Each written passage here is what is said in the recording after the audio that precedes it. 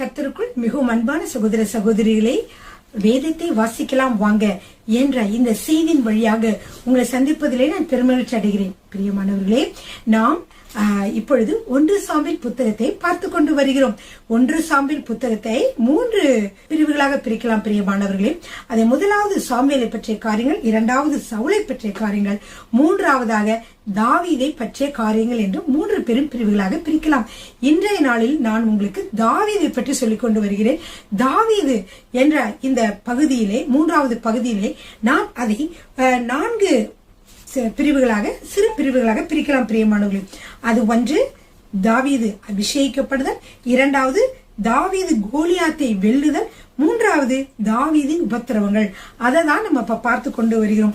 தாவீதின் உபத்திரவங்கள் அதிகாரம் 18 முதல் 30 வரைக்கும் உள்ள அதிகாரங்களிலே தாவீதோடு உபத்திரவங்களை நாம் பார்க்கிறோம். பிரியமானவர்களே, அடுத்ததாக கடைசியாக சவுலின் மரணம் அதிகாரம் 31 காணப்படுகிறது.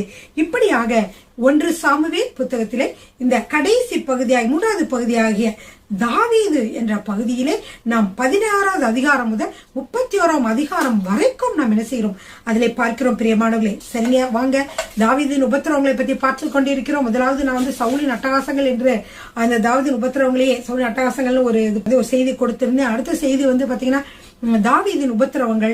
இன்றைய பகுதியிலும் கூட நம்ம சவுலின் அட்டகாசங்கள் 2 என்ற பகுதியாக நம்ம இதை பார்க்கலாம். பிரியமானவர்களே, உங்களுக்கு தெரியும், தாவீதை சவுல் என்ன செய்கிறார் என்றால், அவர் தாவீது நன்மை செய்தவர், ஆனால் அவர் மீது கொண்ட பொறாமையின் காரணமாக அவரை தாவீதை விரட்டி விரட்டி விரட்டி கொலை செய்ய முயற்சி செய்கிறார் என்பதை இந்த 1 சாமுவேல் புத்தகத்திலே நாம் பார்க்கிறோம்.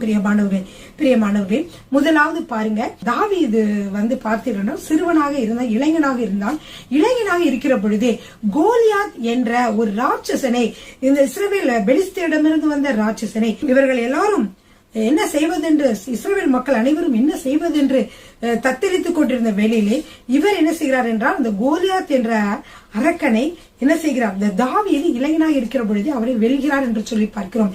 இப்படியாக நாட்டிற்கு நன்மை செய்ய வேண்டும் என்று இருந்த ஒரு இளைஞனை மக்கள் அனைவரும் பாராட்டினார்கள்.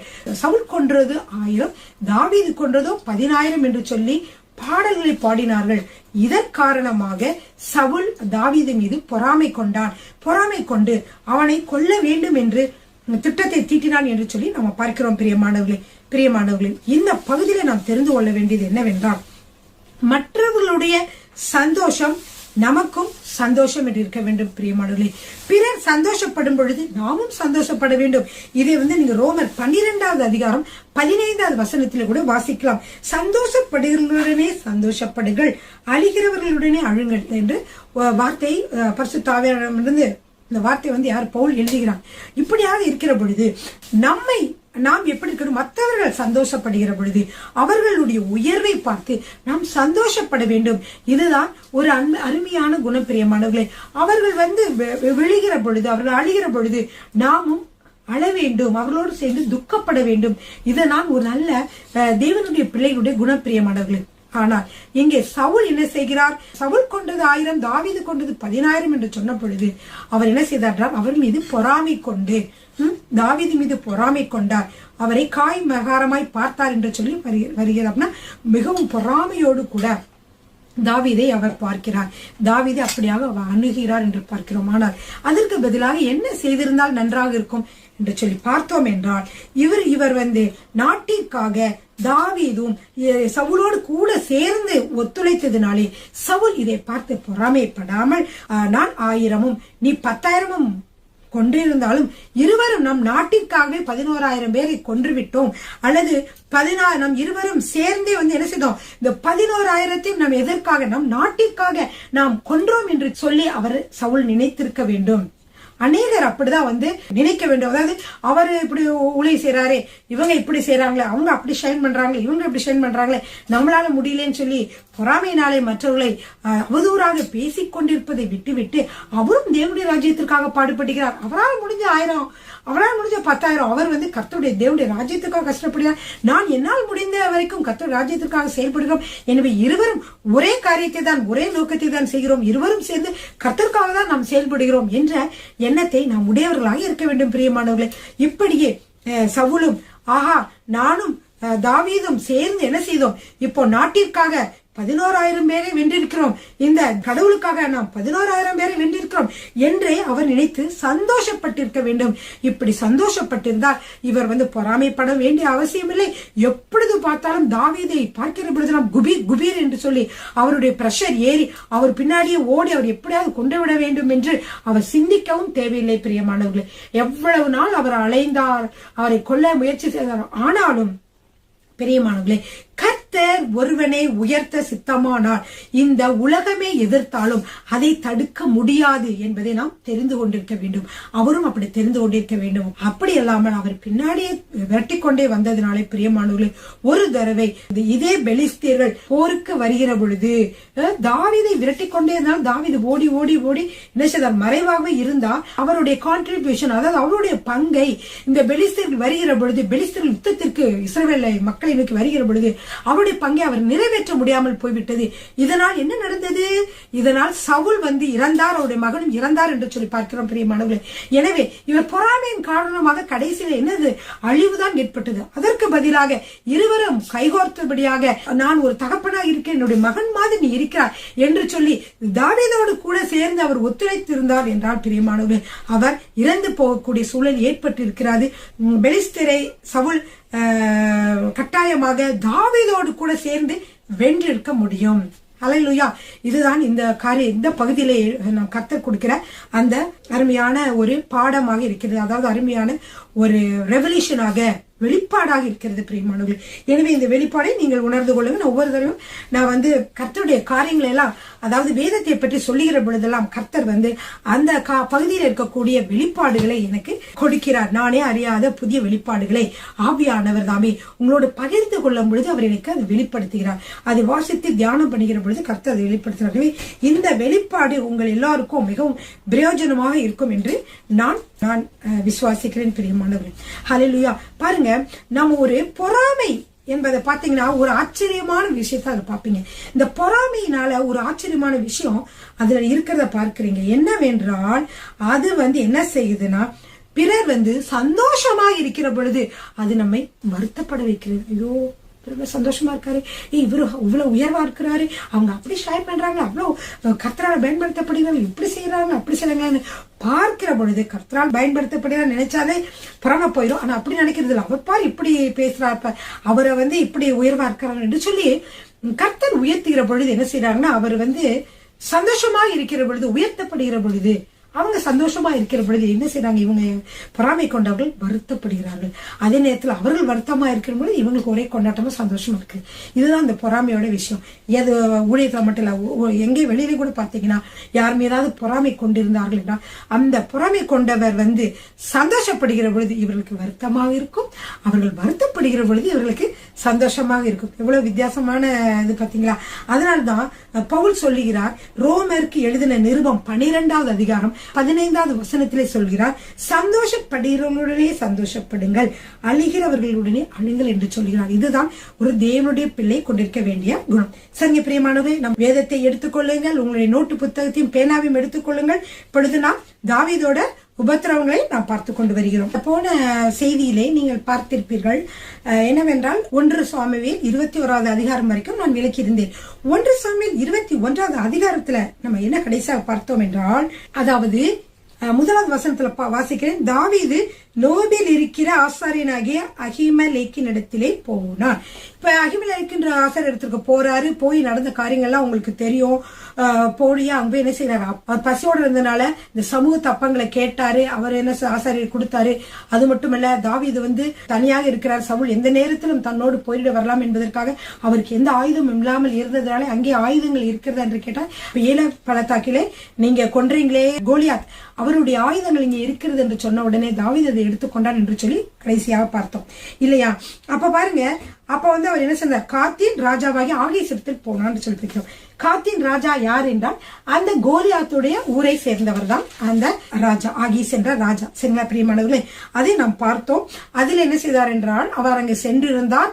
அப்பொழுது எதற்காக சென்றிருந்தார் என்றால், சவுலுக்கு மறைவாக நாம் அங்கே போயிருக்கலாம் என்று சொல்லி அந்த பெலிஸ்தியர் தேசமாகி காத் தேசத்திலே போய் ஆகீஸ் மன்னர் இடத்துல போயிருந்தார்.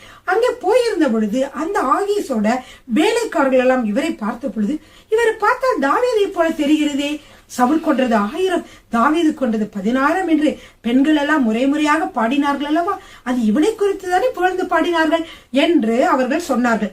இது தாவீது காதிலே கேட்ட உடனே அவனுக்கு ஒரு பயம் வந்து விட்டது. ஏனென்றால் இந்த காத்து தேசத்தானாகிய கோலியாத்தை தான் அவன் வென்றிருக்கிறான். எனவே தான் கோலியாத்தை முறியடித்தவன் என்று ஆகீஸ் மன்னனுக்கு தெரிந்தால் நம்மை ஒரு வேளைக்கு அவர் தாக்க வரக்கூடும் என்று நினைத்து கொண்டு என்ன செய்தார் என்றால், அவர் தாவீது என்ன செய்தார் என்றால், பைத்தியம் பிடித்தவனை போல அவர் அங்க நடிக்கிறார். அப்படியே வாயிலெல்லாம் நுரை தள்ளி எங்கேயோ ஒரு திசையில பார்த்து கொண்டு அப்படியாக அவர் நடிக்கிறார். தாவீதை போல தெரியக்கூடாது என்பதற்காக அவர் நடிக்கிறார். பிறகு நீங்கள் இவனை கொண்டு வருகிறதற்கு பைத்தியக்காரர் எனக்கு குறைவாயிருக்கிறார்களோ, இவன் என் வீட்டில் வரலாமா, ஏற்கனவே இருக்கிறவங்களே போதும், அவ்வளவு பைத்தியக்காரங்க இருக்காங்க அப்படின்னு சொல்லி என்ன சொல்றாரு, அவரு ஒரு சொல்றாரு, ஆகீஸ் மன்னன் சொல்றாரு. அதனால என்ன செய்யறாரு, அப்படி நைஸாக இவர் என்ன செய்யறார், அந்த இடத்தை விட்டு தண்ணியை வந்து விடுகிறார் என்று சொல்லி பார்க்கிறோம். அப்ப 22வது அதிகாரத்தை இன்றைக்கு பார்க்க போகிறோம். பிரியமானவர்களை எல்லாரும் நோட்டு புத்தகத்தை எடுத்துக்கொள்ளுங்க, முக்கியமான வசனங்களை நீங்கள் குறித்து வைத்துக் கொள்ளுங்கள். பிரியமானவர்களே, இந்த 22வது அதிகாரம் 1வது வசனத்தில் வாசிக்கிற பொழுது, தாவீது அவ்விடத்தை விட்டு தப்பி அதுல்லாம் என்னும் கெபிக்கு போனான்.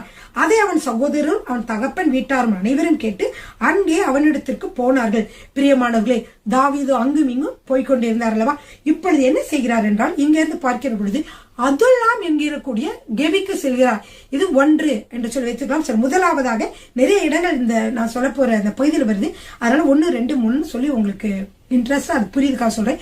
முதலாவது ஒரு இடம், இந்த இடம் என்னது, அதுல்லாம் என்ற கெபி என்றால் குகை. இங்கே இவர் வந்து விட்டார் என்று சொல்லி அவருடைய குடும்பத்தாருக்கும் சகோதரருக்கும் தெரிந்தவுடனே அவரை பார்க்க அங்கே வருகிறார்கள். அங்கே அவனிடத்திற்கு வருகிறார்கள். இந்த அதுல்லாம் என்கிற இடத்துல யாரெல்லாம் இருந்தார்கள் தெரியுமா பிரியமானவர்களே? 2வது வசனத்துல போட்டிருக்குது, ஒடுக்கப்பட்டவர்கள், கடன்பட்டவர்கள், முறுமுறுக்கிறவர்கள் யாவரும் அவனோட கூடிக்கொண்டார்கள். அவன் அவர்களுக்கு தலைவனானான். இந்த பிரகாரமாக ஏறக்குறைய 400 பேர் அவனோடு இருந்தார்கள். இவர்களால் யாரு? மற்றவர்களாலே ஒடுக்கப்பட்டவர்கள், கடன்பட்டவர்கள், முறுமுறுக்கிறவர்கள், இப்படியாக கவலைகளும் பாரங்களும் உள்ள அந்த மக்கள் எல்லாரும் இவனோடு சேர்ந்து கொண்டார்கள் அந்த கெபிலே. பிரியமானவர்களே, இங்கே நம்ம சிங்கப்பூர்ல கூட பாத்தீங்கன்னா அதுல்லாம் என்று ஒரு இடம் இருக்கிறது. இது வாசிக்கிற பொழுது தோணுச்சு, அதுல்லாம் என்று ஒரு அமைப்பு இருக்கிறது. பிரியமானவர்கள், அந்த அமைப்பு என்னவென்றால், கடன் பட்டவர்களுக்கு உதவி செய்வதற்காக ஒரு அமைப்பு வச்சிருக்காங்க. அங்க அதுல்லாம் எங்க வேதத்துல வாசித்திருக்கிறேன் என்று யோசித்தேன். அப்ப இந்த அதுல்லாம் என்ற இடம், இந்த இடம் எப்படிப்பட்ட இடம்னா, ஒடுக்கப்பட்டவர்கள், கடன்பட்டவர்கள், முறுமுறுக்கிறவர்கள், இந்த மாதிரி வாழ்க்கையிலே நொந்து போனவர்கள் அனைவரும் அங்கே வந்ததுனாலே அந்த இடம் அதுல்லாம் என வச்சது போலயே இங்கேயும் அதுல்லாம் என்று ஒரு அமைப்பு இருக்கிறது. இந்த அமைப்பு எப்படி உதவி செய்யறாருன்னா, வாழ்க்கையிலே மிகவும் கடன்பட்டவர்கள், தற்கொலை செய்து கொள்ள வேண்டும் அல்லது வாழ்க்கையில் ஒன்றுமே செய்ய முடியாது, இந்த கடன் பிரச்சனை என்னை மீறி விட்டதே, என்ன செய்வது என்று தத்தளிக்கிற மக்களுக்கு உதவி செய்கிற ஒரு அமைப்பாக இருக்கிறது. இந்த அமைப்பிலே போன உடனே அவர்கள் என்ன செய்வார்கள் என்றால், உங்களுடைய கடன் எவ்வளவு இருக்கிறது என்று அவர்கள் கேட்பார்கள். கடனை அவர்கள் எவ்வளவு காரியங்கள் கடன் எல்லாம் உங்களுக்கு இருக்கு, சரி எனக்கு இப்படி 10,000 வெள்ளி கடன் இருக்கு, 20,000 வெள்ளி கடன் இருக்கு, 50,000 வெள்ளி கடன் இருக்கு என்று அவர்கள் சொன்னால் அவர்கள் அதிலிருந்து எப்படி மீள்வது என்று சொல்லிக் கொடுக்கிறார்கள். இது ஒரு நினைக்கிற ஒரு கிறிஸ்தவ அமைப்பு என்று நினைக்கிறேன். பேரும் அதுல்லாம் என்று வைத்திருக்கிறார்கள். சரிங்களா பிரியமா? அவங்க சொல்லிக் கொடுப்பாங்க, சரி உங்களுக்கு எவ்வளவு கடன் இருக்கு, சரி உங்களுக்கு ரொம்ப பிரச்சனை இருக்கீங்களா, சரி உங்களுக்கு ஒரு 10,000 வெள்ளி கடன் இருக்கா, சரி உங்களுக்கு ஏதாவது வருமானம் வரக்கூடியது இருக்கா, ஒருவேளை வீடு, காரு, இந்த மாதிரி ஏதாவது இருக்கா, அது மாதிரி தான் முதல்ல வித்து அதை கொஞ்சம் அடைங்க. அப்ப உங்களுக்கு அந்த கடன்காரங்களோட பிரச்சனையிலிருந்து, கடன் தொழிலிருந்து கொஞ்சம் விடுதலை கிடைக்கும் அப்படின்னா நிறைய காரியங்கள் அவங்க சொல்லி கொடுப்பாங்க.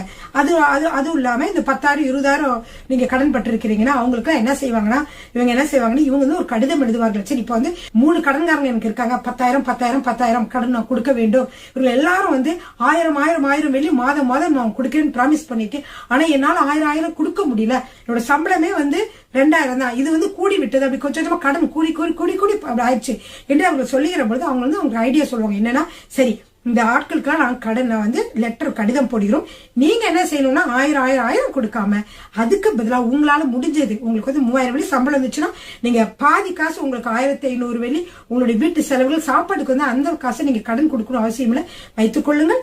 மீது இருக்கக்கூடிய 1,500 வெள்ளியில் நீங்கள் அவங்களுக்கு 1000 வெள்ளி கொடுக்கணும் என்றால் 500 கொடுங்க. அது கொடுக்க முடியலைன்னா நீங்க 300 கொடுங்க. எதையாவது நீங்க கொடுத்துட்டு இருக்கீங்கன்னு அவங்க சந்தோஷப்படுவாங்க.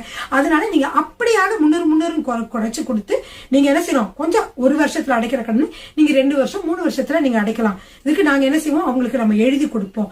அதனால நீங்க கவலைப்படாதீங்க என்று சொல்லி இந்த தற்கொலை செய்து கொள்ள வேண்டும் என்ற எண்ணம், கடனில் இருந்து மீள முடியவில்லை, இன்னும் கடனாகி கொண்டிருக்கிறேன் என்று தவிக்கிறவர்களுக்கு அவர்கள் உதவி செய்கிறார்கள். இது ஒரு சிங்கப்பூர் இருக்கக்கூடிய ஒரு அருமையான அமைப்பு. அதுல்லா பேரை தான் வச்சு அவங்க வச்சிருக்கிறாங்க.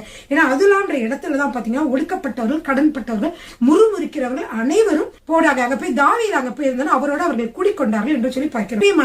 இப்ப என்ன செய்யறாருன்னா, தாவீது எங்க இருக்கிறாரு, ஒரு கெபில, அதுல்லாம் கெபில இருக்கிறார்.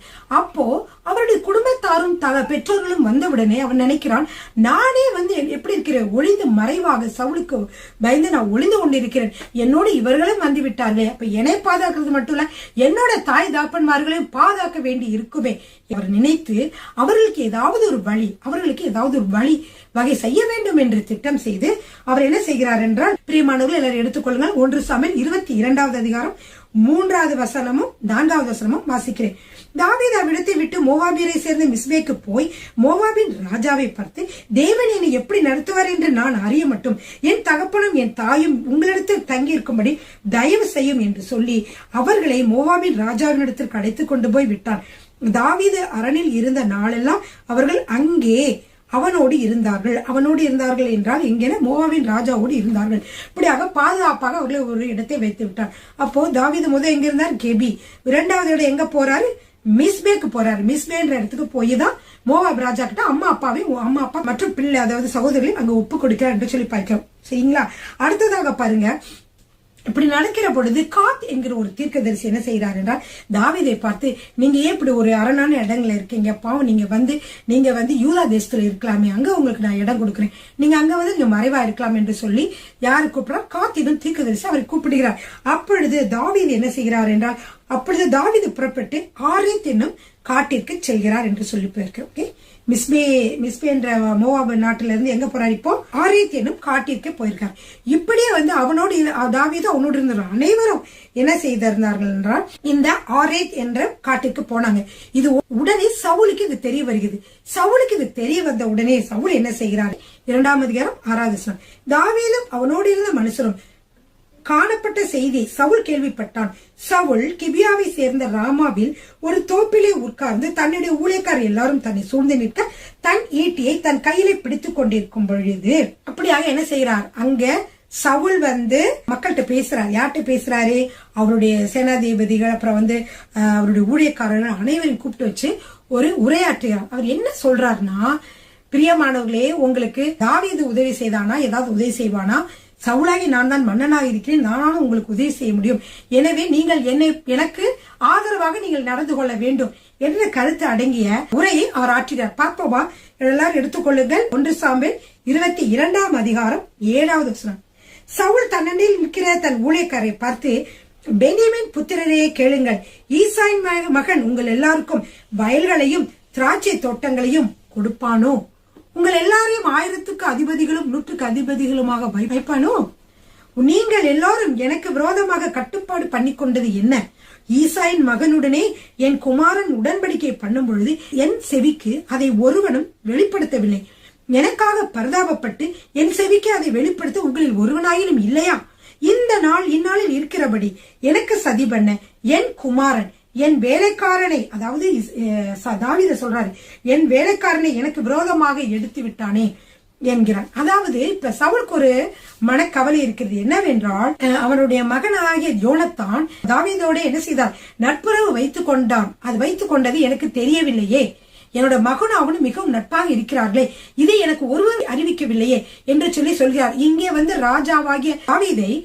இன்னும் ராஜாவாகவில்லை, ஒளிந்து கொண்டு மறைந்து கொண்டிருக்கிறார். ஆனால் நம்முடைய தேவனாலே அவர் அரசராக அபிஷேகிக்கப்பட்டிருக்கிறார். ஆனால் தாவீது அவர் எப்படி நினைக்கிறாரோ வேலைக்காரனாக நினைக்கிறார். அதனாலதான் அவர் சொல்லுகிறார், என் குமாரன் என் வேலைக்காரனை எனக்கு விரோதமாக எடுத்து விட்டானே என்று சொல்லுகிறார். போன அதிகாரத்துல படிச்சோம், தாவீது நோபில் இருக்கிற ஆசாரியனாகிய அகிமெலேக்கின் இடத்திலே போனான். அந்த நோபில் என்கிற இடத்திற்கு போன பொழுது அங்கே சவுலுடைய ஆளு அங்க ஒருத்தர் இருந்தான். அவன் பேரு என்னவென்றால் 1 சாமுவேல் 21ஆம் அதிகாரம் 7வது வசனம், சவுலுடைய வேலைக்காரர்கள் ஏதோவேனாகிய தோவேக்கு என்ன பேருள்ள ஒருவன் அன்றைய தினம் அங்கே கர்த்தருடைய சந்நிதியில் தடைப்பட்டிருந்தான். எதுக்கோ வெளியே போகாம அங்க இருந்தான். அதனாலதான் என்ன செஞ்சது, தாவீது வந்தது, தாவீது வந்து சமூக தப்பங்களை வாங்கி சாப்பிட்டது, அதாவது இந்த ஆசாரியன் வந்து தாவீதுக்கு சமூக தப்பங்களை கொடுத்தது, அப்புறம் வந்து கோலியாத்தோட ஆயுதத்தை கொடுத்தது, இது எல்லாமே அவன் பார்த்து கொண்டே இருந்தான். இந்த வந்து சவுல் சொன்னாரு, இந்த மாதிரி என் மகனும் அவனும் ஃப்ரெண்டா இருக்குது, என்கிட்ட முதல்ல சொல்லவேண்டிய நீங்களா ஏன் என்கிட்ட மறைச்சிங்க அப்படின்னு சொன்ன உடனே இவன் போட்டு கொடுக்குறான். உடனே என்ன இவன் போட்டு கொடுக்குறான்னு பாருங்க 9வது வசனத்துல, அப்பொழுது சவுலின் ஊழியக்காரருடைய நின்ற ஏதோமியனாகிய தோவேக்கு பிரதித்திரமாக ஈசாயின் மகனை நோவில் இருக்கிற அகிதூபின் குமாரனாகிய அகிமெலேக்கினிடத்தில் வர கண்டேன். இவன் அவனுக்காக கர்த்தரிடத்தில் விசாரித்து அவனுக்கு வழிக்கு போஜனத்தை கொடுத்து பெலிஸ்தேனாகி கோலியாத்தின் பட்டயத்தையும் அவனுக்கு கொடுத்தான் என்றான். இவன் சொன்னது கரெக்ட் தான், ஆனா பாதி கரெக்ட் பாதி தப்பு. இங்க என்ன பாதி தப்புனா சொல்றான், இவன் இவன் என்றால் யாருன்னா வந்து யார சொல்றாருன்னா அந்த ஆசாரியனை சொல்றாரு. இவன் அவனுக்காக அப்படின்னா தாவீதுக்காக கர்த்தரிடத்தில் விசாரித்து, அது நடக்கல. தாவீதுக்காக என்ன செய்யல, வந்து கர்த்தரிடத்துல விசாரிச்செல்லாம் சொல்லல. இவன் வந்தா எதுக்கு நீங்க தனியா வந்திருக்கீங்கன்னா, இல்ல ஒரு ரகசியமான விஷயமா வந்து அந்த ராஜா சொல்லல, அந்த திடீர்னு வந்து எனக்கு வந்து பசிக்குது, இந்த சமூக தப்பங்களை கொடுங்க, சமூக தப்பங்களை வாங்கி, அதாவது சமூக தப்பங்கள் என்றால் ஆலயத்தில் இருக்கக்கூடிய அப்பங்களை வாங்கி இவர் உண்டார். அது மட்டும் இல்ல, எனக்கு ஒரு ஆயுதம் தேவை என்று சொன்னால் உடனே கோலியாத்தோட ஆயுதத்தை இந்த ஆசாரியன் எடுத்து கொடுத்தான். இத வந்து அப்படியே என்ன செஞ்சுட்டான், அந்த அங்க இருந்த தோவைக்கு அப்படியே சவுல் கிட்ட போட்டு கொடுத்துட்டான். உடனே என்ன ஆகுதுன்னு பாருங்க, இவன் அவனுக்காக கர்த்தரிடத்தில் விசாரித்து, ஆனா அது மட்டும் நடக்கல. கர்த்தரிடத்துல என்ன செய்யல, விசாரிங்க எனக்காக அப்படின்னு சொல்லி தாவீது சொல்லல, ஆனா இவனா அதை சேர்த்து சொல்றான். சொன்ன உடனே 11வது வசனம், அப்பொழுது ராஜா அகிதூபின் குமாரனாகிய அகிமெலேக் என்னும் ஆசாரியனையும் நோவில் இருக்கிற அவன் தகப்பன் வீட்டாராகிய எல்லா ஆசாரியரும் அழைப்பித்தான்.